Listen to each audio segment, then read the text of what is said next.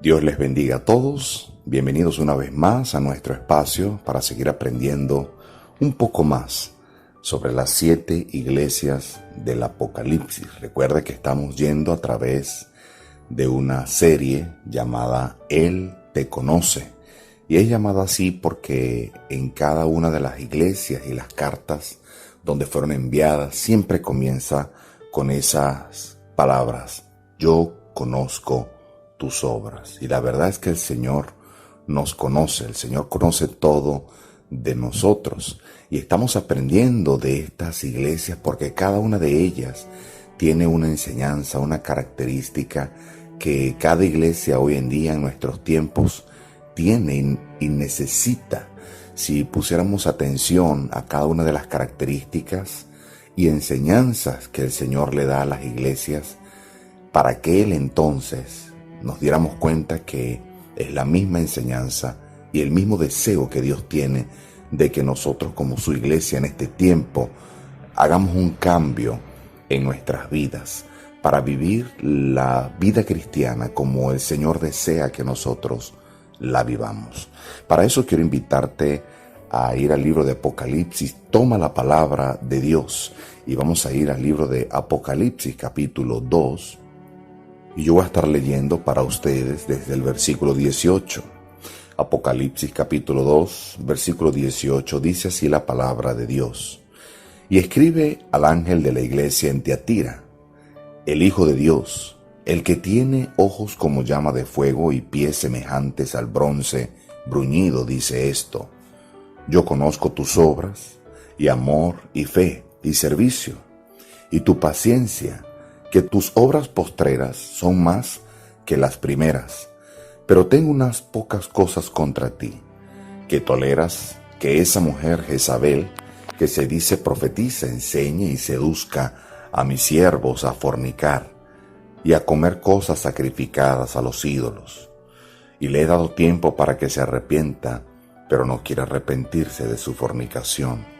He aquí, yo la arrojo en cama y en gran tribulación a los que con ella adulteran, si no se arrepienten de las obras de ella. Y a sus hijos heriré de muerte, y todas las iglesias sabrán que yo soy el que escudriña la mente y el corazón, y os daré a cada uno según vuestras obras. Pero a vosotros y a los demás que están en Tiatira, a cuantos no tienen esa doctrina y no han conocido lo que ellos llaman las profundidades de Satanás, yo os digo, no os impondré otra carga, pero lo que tenéis, retenedlo hasta que yo venga. Al que venciere y guardare mis obras hasta el fin, yo le daré autoridad sobre las naciones, y las regirá con vara de hierro, y serán quebradas como vaso de alfarero, como yo también lo he recibido de mi Padre. Y le daré la estrella de la mañana. El que tiene oído, oiga lo que el Espíritu dice a las iglesias. Déjeme y le explico un poco sobre lo que está ocurriendo con esta iglesia en la ciudad de Tiatira.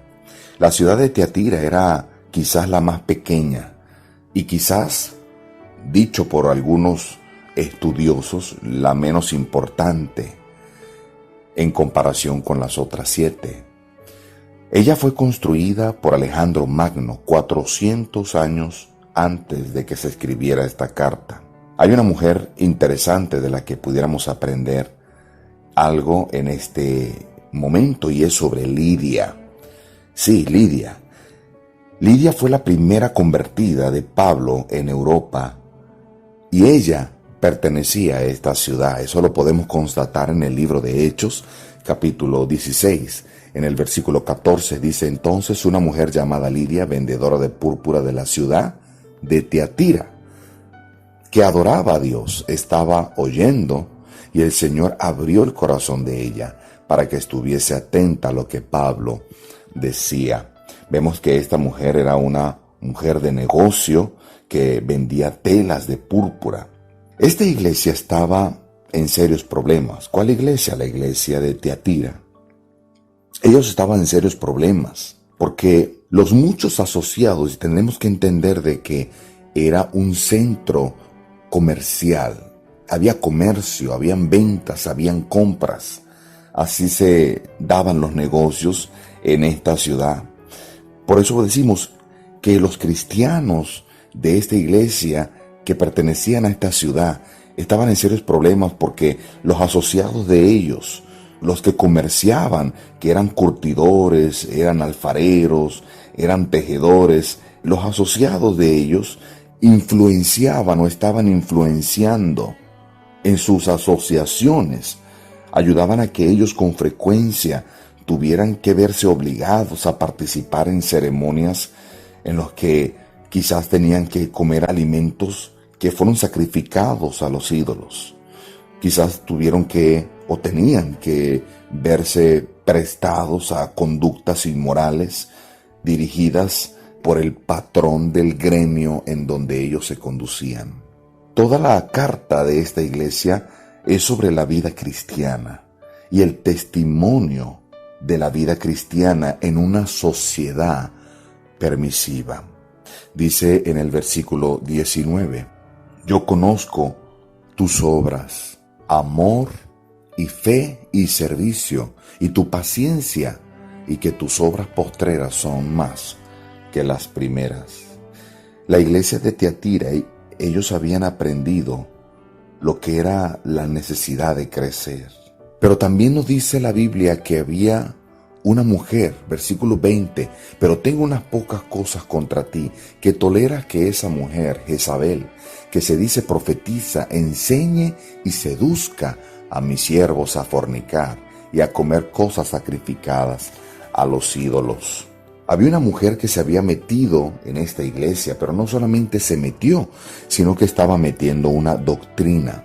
Y la doctrina que esta mujer estaba enseñando profesaba y decía que la inmoralidad, la fornicación, la inmundicia sexual no era algo serio para los creyentes. Dice que ella enseñaba y seducía a los siervos de Dios, los impulsaba y les enseñaba y los animaba a fornicar y aún a comer de cosas sacrificadas a los ídolos.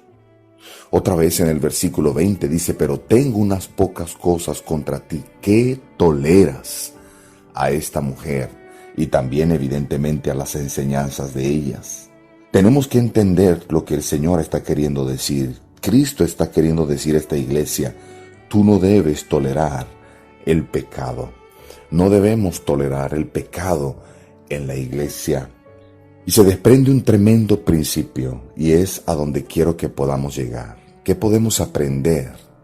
¿Qué es la verdad práctica en cuanto a la iglesia de Tiatira? Hemos visto en clases pasadas que una iglesia muerta, una iglesia que ha perdido su primer amor, pero aquí vamos a ver es viviendo en santidad, viviendo en santidad. Dios desea que vivamos en santidad. Por eso Cristo envía esta carta a esta iglesia y les dice, mi iglesia, la iglesia que yo comencé en Mateo capítulo 16, que se ve reflejada en Mateo 18 y que se ve empoderada en Hechos 2, no debe vivir una vida permitiendo no solamente que una mujer, ni que un hombre, y aun que ninguna sociedad anime, influencie a mis siervos a fornicar y a comer cosas sacrificadas a los ídolos. Los siervos del Señor, las siervas del Señor, cada cristiano, debemos vivir una vida en santidad. Debemos entender de que Dios condena la fornicación y que nosotros como cristianos estamos llamados a vivir en santidad. Quiero mostrarte y demostrarte de la palabra de Dios qué es lo que Dios quiere. Dice la Biblia en el libro de Éxodo capítulo 39, en el versículo 30, Éxodo capítulo 39, versículo 30, vamos a ver aquí las vestiduras del sacerdote. Los sacerdotes eran descendientes de una tribu. Ellos descendían de la tribu de Leví. Todos los sacerdotes debían venir de esa tribu. Esa tribu era especial para Dios en el sentido de que de allí se desprendían, de allí salían los siervos de Dios, como lo eran en el Antiguo Testamento, en sus inicios, los sacerdotes. Y vemos que aquí Dios está dando instrucciones para que se levante, para que se construya el primer lugar donde Dios descendía y donde Dios moraba, que era el tabernáculo. El tabernáculo, que era el lugar de reunión para Israel, debía ser atendido por ciertos hombres, por ciertos siervos. Ellos se les daba el nombre de sacerdotes. Aquí vemos, y no podemos leer todo el capítulo por razón del tiempo, pero aquí vemos que había una característica que es la que nos compete en este momento, una característica que estos sacerdotes debían tener. Éxodo 39, versículo 30. Hicieron asimismo la lámina de la diadema santa de oro puro, y escribieron en ella como grabado de sello, y dice todo en mayúscula: santidad a Jehová. Y pusieron en ella un cordón de azul para colocarla sobre la mitra, por arriba, como Jehová lo había mandado a Moisés. Vemos que en la frente del sumo sacerdote construyeron una lámina de oro puro y a manera de grabado, a manera de sello, escribieron en esa lámina: grande, santidad a Jehová. Tenía que forrar toda la frente del siervo de Dios, y donde quiera que él iba, esa grabadura, ese sello, le hablaba a la gente. Quiere decir que en una manera externa, en una manera que todo el mundo pudiera darse cuenta, este sacerdote debía vivir de esa manera. ¿Cómo? En una manera santa. Así era que Dios quería que vivieran sus siervos. Esa era la manera en la que Dios quería que se condujeran sus siervos. Imagínate, dentro de toda la ropa, el ropaje que un sumo sacerdote, que un sacerdote llevaba, nada más y nada menos, debía llevar esa lámina en su frente diciendo: así debo vivir. En su frente, porque trae la idea de que él debía recordar. Está cerca de su mente. Él debía recordar día y noche, todo el tiempo: esta es la manera en la que debo vivir para Dios. Debo vivir en una manera santa para Dios. Qué importante. Para Dios es muy importante toda aquella persona que quiere servirle, pero también es muy importante para Él en la manera en la que le servimos. Y en la manera en la que le servimos debe ser, según la palabra de Dios, es en la manera de santidad. Dice también en el libro de Levítico, en el capítulo 21, escuche por favor lo que dice en el versículo 6. Santos serán a su Dios, y no profanarán el nombre de su Dios, porque las ofrendas encendidas para Jehová y el plan de su Dios ofrecen, por tanto serán santos. Dice el versículo 7, con mujer ramera o infame no se casarán, ni con mujer repudiada de su marido, porque el sacerdote es santo a su Dios. Qué importante está hablando en el libro de Levítico capítulo 21, versículos 6 y 7, sobre la santidad, la manera santa en la que debe comportarse o la que debía comportarse el sacerdote. Quiero llevarle ahora al Nuevo Testamento para que podamos ver otros textos donde la palabra del Señor nos enseña cómo un cristiano debe conducirse o esa característica importante en la vida de un cristiano en la que él debe conducirse para poder agradar a Dios. Dice la Biblia en el libro de Romanos capítulo 6, versículo 19. Dice la Biblia: hablo como humano por vuestra humana debilidad, así como para iniquidad presentasteis vuestros miembros para servir a la inmundicia y a la iniquidad. Así ahora, para santificación, presentad vuestros miembros para servir a la justicia. Dice el versículo 20, porque cuando erais esclavos del pecado, erais libres acerca de la justicia. Pero ¿qué fruto teníais de aquellas cosas de las cuales ahora os avergonzáis? Porque el fin de ellas es muerte.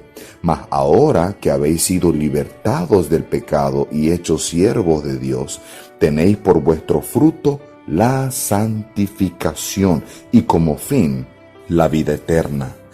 Pablo está diciendo aquí qué importante es que usted entienda de que antes usted, hablando a los cristianos actualmente, está hablando a personas que ya eran cristianas, pero les está recordando cómo ellos vivían y cómo eran sus prácticas antes de ser cristianos. Y Pablo le dijo, ¿recuerdas cómo le servías a la injusticia y cómo le servías a la inmundicia y entregabas toda tu energía para eso? Bueno, ahora eres salvo, ahora ya no tienes por qué vivir en la inmundicia, ya no tienes por qué vivir en la inmoralidad, ya no tienes por qué vivir como si no tuvieras un Dios, como si no tuvieras un Salvador. Ahora sí se puede vivir así. Otro versículo que quiero que pueda usted notar, y es en el libro de Primera de Corintios, en el capítulo 1, en el versículo 2. Dice la Biblia: a la iglesia de Dios que está en Corintio, a los santificados en Cristo Jesús, llamados a ser santos, con todos los que están en cualquier lugar, que invocan el nombre de nuestro Señor Jesucristo, Señor de ellos y nuestro. A propósito, la palabra santo es la palabra apartado. Cuando estamos hablando de vivir una vida santa, de vivir una vida en santificación, estamos hablando es de vivir apartados. Santo no significa que usted y yo tenemos una aureola en nuestra cabeza y que de la nada nos salen dos alas y que cargamos una arpa y andamos como flotando. Eso es lo que quizás viene a la mente de cualquier persona que no comprende bíblicamente lo que es la santidad. En el momento de la salvación, en el momento que una persona recibe a Jesucristo como su Salvador personal, la Biblia no solamente enseña que Cristo le perdona y le salva y le da vida eterna, sino que el Señor lo santifica, o sea, lo hace santo, o sea, lo aparta. La palabra santo significa ser apartado para un uso específico. Quiere decir que cuando Cristo le salvó a usted y le dio la vida eterna, porque usted confió y puso toda su fe en Jesucristo, en ese mismo momento Él le santificó, o sea, le puso a usted aparte para una obra específica. Quiere decir que ahora ya usted no pertenece a este mundo, ahora le pertenece a Dios, y que ahora usted y yo ya no estamos elegidos para servir al mundo, sino para servir en una obra específica, servir a Dios. ¿Me doy a entender? Entonces, por eso la Biblia nos dice en 1 Corintios 1:2, a la iglesia de Dios que está en Corinto, a los santificados, o sea, a los que han sido salvos y han sido puestos aparte para un uso específico. En Cristo Jesús, llamados a ser santos. Quiere decir que la santidad no solamente tiene un comienzo, la santidad comienza en el momento de la salvación. Usted y yo comenzamos a ser santos en el momento de la salvación. Si usted ya recibió a Jesucristo, usted es santo. Pero la santidad no se queda en su periodo inicial. La santidad tiene un periodo progresivo, tiene algo que debe ser un verbo, algo que tiene que ser acción. No solamente ya soy santo y soy puesto aparte, sino que Dios dice que debo practicar esa santidad. Para eso quiero llevarle al libro de 2 de Corintios, capítulo 7, en el versículo 1, dice la Biblia: así que, amados, puesto que tenemos tales promesas, limpiémonos de toda contaminación de carne y de espíritu, perfeccionando la santidad en el temor de Dios. A esto le podemos llamar la santidad progresiva. Repito, en el momento que usted recibe a Cristo, Dios le santificó, o sea, le puso aparte para un uso específico. Pero ahora usted y yo debemos practicar la santidad. ¿Cómo es esto? Bueno, que usted y yo debemos esforzarnos, ser diligentes y estar pendientes cada día, como ese sacerdote. En su frente tenía una lámina que decía: Santidad Jehová. Yo no debo esforzarme para mantener la santidad, porque es algo que yo no logré, es algo que Dios me dio. Debo esforzarme por vivir una vida santa, por vivir una vida separada de este mundo. Por eso Dios le decía a la iglesia de Tiatira: yo conozco tu fe, tu servicio y tu paciencia, y que tus obras postreras son más que las primeras, pero tengo un problema, tengo aquí una disyuntiva, tengo aquí algo que no me gusta de tu vida, y es que tú toleras en tu vida, en tu iglesia, toleras a esa mujer específicamente que enseña y seduzca a mis siervos a fornicar. Tenemos que entender que como cristianos, la fornicación para nosotros, y evidentemente para el mundo debería serlo, pero para nosotros es pecado. La fornicación es tener relaciones sexuales sin estar casado. A propósito, si usted vive así, si usted es un cristiano y no se ha casado y tiene una pareja, busque solucionar su problema.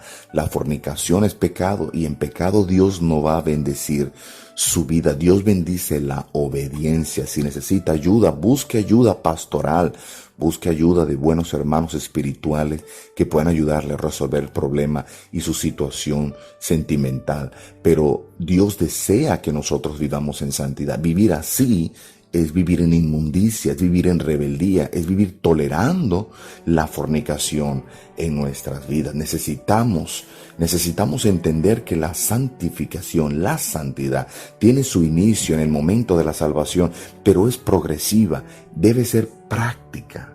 Quiero hacerle un llamado a los jóvenes que están escuchando en este momento. Jóvenes tienen que aprender a vivir en una manera consciente, en una manera santa, una manera separada para Dios. Nuestra santidad tiene que verse reflejada inclusive en el trato con el sexo opuesto. Jóvenes dentro de las iglesias que no tienen respeto por el sexo opuesto, y la gente puede que escuche a su servidor y pueda decir que su servidor, quién sabe de qué época o de qué año será por las maneras en las que hablo, pero alguien tiene que decir la verdad. Dentro de las iglesias, jóvenes que juegan a los noviazgos y ya se están besando, ya se están tocando y ya están teniendo intimidad sexual sin haberse casado, y los líderes de esas iglesias no hacen nada y toleran el pecado y toleran la fornicación.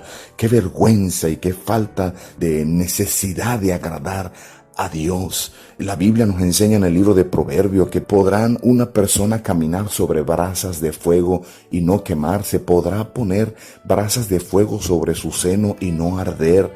Jóvenes que me están escuchando, usted tiene que aprender a vivir una vida separada para Dios, una vida consciente, que en su mente siempre la santidad a Jehová, el practicar la separación para Dios debe ser un hábito bíblico, un hábito cristiano.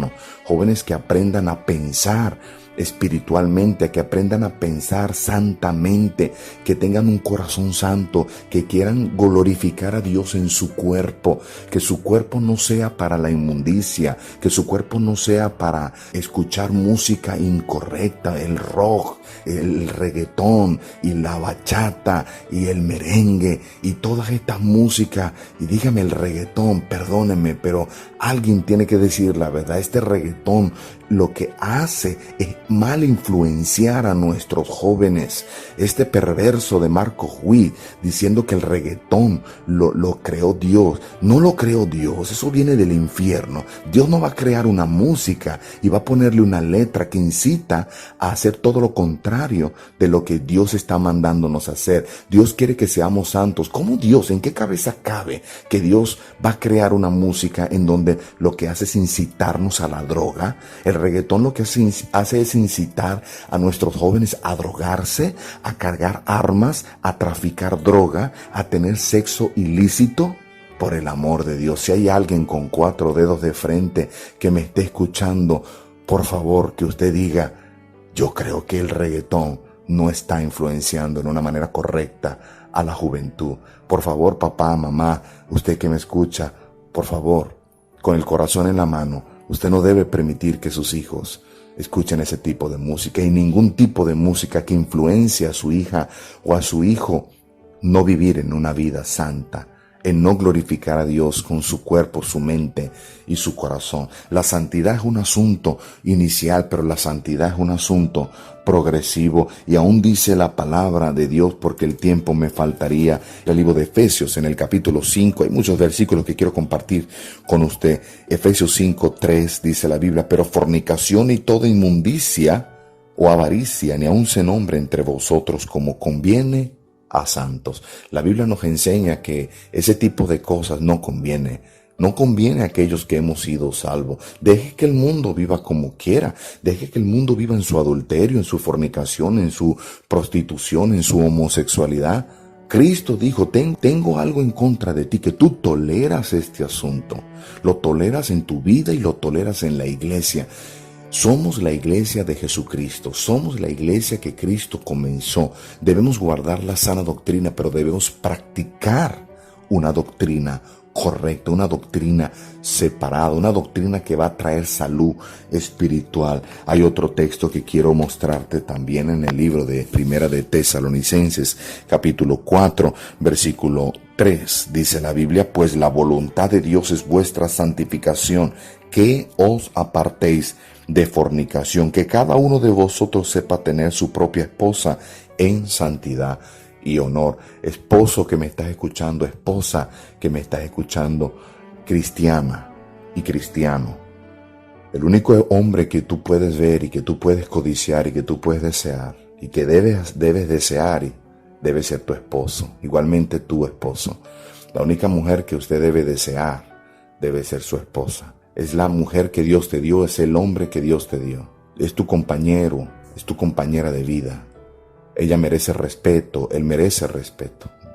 Tienen dignidad y Dios nos manda a que debemos amarles y que debemos apartarnos y que debemos tener a nuestra propia esposa, como dice la Biblia, en santidad y honor.